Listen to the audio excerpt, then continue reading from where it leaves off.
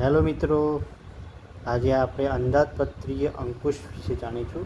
આવનારી ઓડિટર અને સબ ઓડિટરની એક્ઝામ માટે ખૂબ આઈએમપી મટીરિયલ છે. તો અંદાજપત્રની વ્યાખ્યા: ભવિષ્યની આવક જાવકનો નકશો એટલે budget.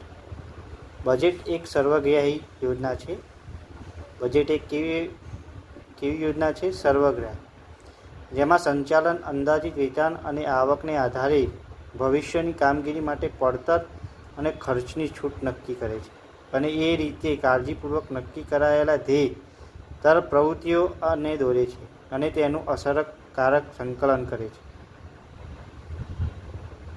ઇંગ્લેન્ડની certified institute of management એકાઉન્ટમાં કરેલ ટર્મિનોલોજી ઓફ કોસ્ટ એકાઉન્ટન્સી મુજબ, અંદાજપત્ર એ અમુક મુદ્દત પહેલાં તૈયાર અને તે મુદ્દત દરમિયાન જેનું નક્કી કરેલા જે સિદ્ધિના હેતુ માટે અમલ કરવાનો છે એની નીતિ, નાણાકીય કે પરિમાણાત્મક રજૂઆત છે.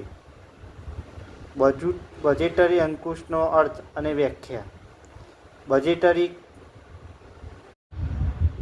હેલો મિત્રો, આજે આપણે અંદાજપત્રીય અંકુશ વિશે જાણીશું. આવનારી ઓડિટર અને સબ ઓડિટરની એક્ઝામ માટે ખૂબ આઈએમપી મટીરિયલ છે. તો અંદાજપત્રની વ્યાખ્યા: ભવિષ્યની આવક જાવકનો નકશો એટલે બજેટ. બજેટ એક સર્વગ્રાહી યોજના છે.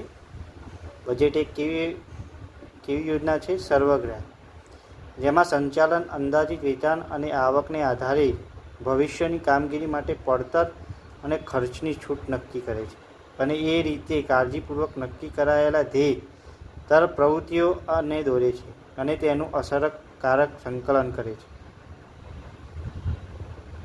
ઇંગ્લેન્ડની સર્ટિફાઇડ ઇન્સ્ટિટ્યૂટ ઓફ મેનેજમેન્ટ એકાઉન્ટમાં કરેલ ટર્મિનોલોજી ઓફ કોસ્ટ એકાઉન્ટન્સી મુજબ, અંદાજપત્ર એ અમુક મુદ્દત પહેલાં તૈયાર અને તે મુદ્દત દરમિયાન જેનું નક્કી કરેલા જે સિદ્ધિના હેતુ માટે અમલ કરવાનો છે એની નીતિ, નાણાકીય કે પરિમાણાત્મક રજૂઆત છે. બજેટરી અંકુશનો અર્થ અને વ્યાખ્યા. બજેટરી